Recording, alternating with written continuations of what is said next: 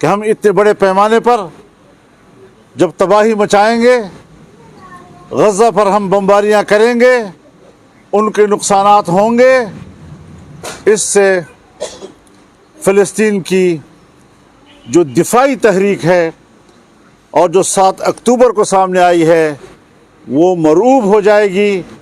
وہ دم توڑ دے گی، لیکن ایسا نہیں ہوا۔ فلسطینی مردانہ وار لڑ رہے ہیں اور اسرائیل کی فوج، ان کے دفاعی قوت اور اس کا تکبر ان مجاہدین نے زمین بوس کر دیا ہے، خاک پہ ملا دیا ہے، اور اب اسرائیل اپنے وجود کی جنگ لڑے گا کہ میں اپنی بقا کی جنگ کیسے لڑوں۔ یہاں پر وہ آ گیا ہے، اب اس کی بقا کا کوئی امکانات بظاہر نہیں نظر آ رہے۔ فلسطینی آزادی کی جنگ لڑ رہے ہیں، اور معاہدہ دالفور ایک ناجائز معاہدہ تھا، قائد اعظم نے اس کو ناجائز بچہ کہا۔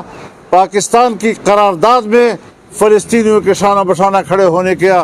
حصہ شامل کیا گیا۔ یہ تمام ہماری تاریخ ہے، اس کے باوجود یہاں پر اسرائیل کو تسلیم کرنے کے لیے ایک باقاعدہ حکومت جمائی گئی، ایک اقتدار بنایا گیا تاکہ اسرائیل کو تسلیم کرایا جا سکے پاکستان سے۔ لیکن الحمدللہ یہاں پاکستان کی سرزمین پر جمعیت علماء اسلام رکاوٹ رہی، ملین مارچ ہم نے کی اس تصور کے خلاف، اور میڈیا پر ہم نے ان کی زبانیں روک دیں، اور عالمی سطح پر حماس نے، ان کے مجاہدین نے،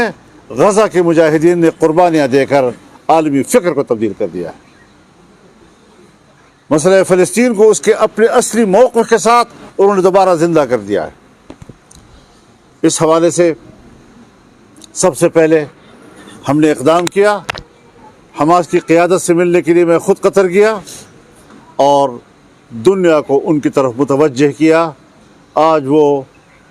عالمی شخصیات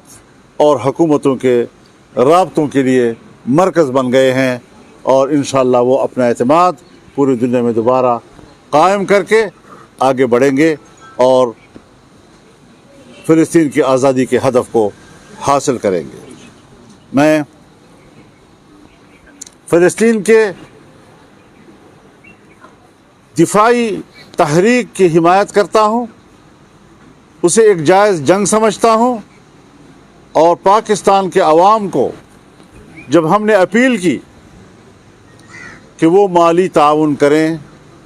پاکستانی عوام نے جس تنظیم کو بھی،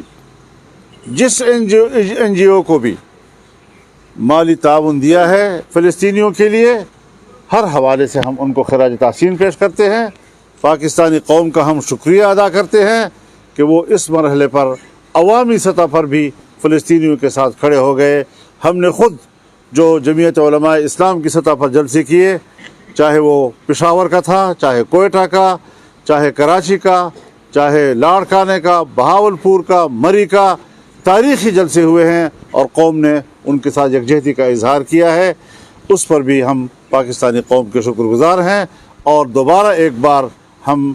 حماس کی قیادت کو اور فلسطین کے مجاہدین کو یکجہتی کا پیغام دینا چاہتے ہیں کہ پاکستان کی قوم آپ کے شانہ بشانہ کھڑی ہے۔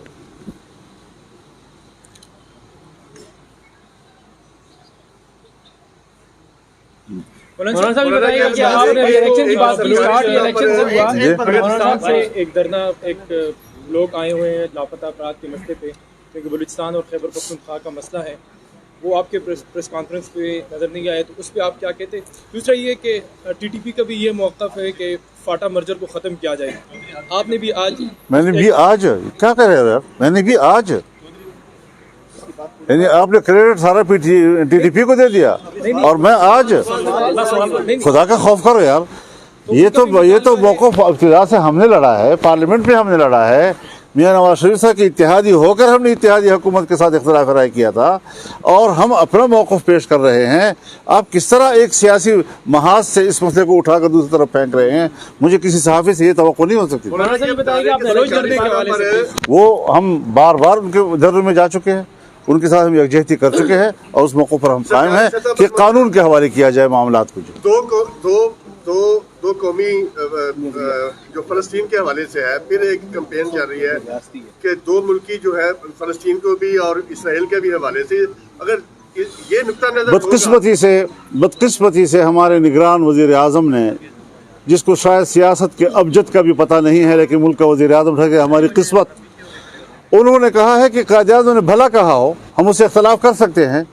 कल कोई आदमी उठेगा और कहेगा कायद-ए-आज़म ने भला दो कौमी नज़रिए की बात की हो, हम उससे इख्तलाफ कर रहे हैं, हम उनको नहीं मानते, पाकिस्तान का वजूद गलत था, असर-ए-नौ मसला उठाया जा सकता है। किस तरह मुतवज्जे किया उन्होंने? क्या पंडोरा बस को खोल रहे हैं जी? अब पाकिस्तान एक मुल्क है, एक हकीकत है, उस इख्तलाफ राय का हक़ था, एक जमहूरी राय थी, बनने के बाद उसके वजूद का तहफ़्फ़ुज़ हमारा फ़र्ज़ बन गया। लिहाजा ये चीज़ें इसराइल के लिए दलील नहीं बन सकती। अगर इसराइल के लिए दलील बनती तो पाकिस्तान के क़याम के हवाले से दो कौमी नज़रिया तो 1940 में तय हुआ था, उसके बावजूद कायद-ए-आज़म ने क्यों कहा कि वो गलत है? फिर जब 48 में वो बना और कायद-ए-आज़म हयात थे और उन्हें नाजायज़ बच्चा कहा उसको, तो वो सारी चीज़ें दो रियासती तसव्वुर को की नफ़ी करती हैं। पाकिस्तान का DNA यही है कि वो इसराइल के वजूद को तस्लीम न करे और फ़लस्तीनियों के हक़ को तस्लीम करे।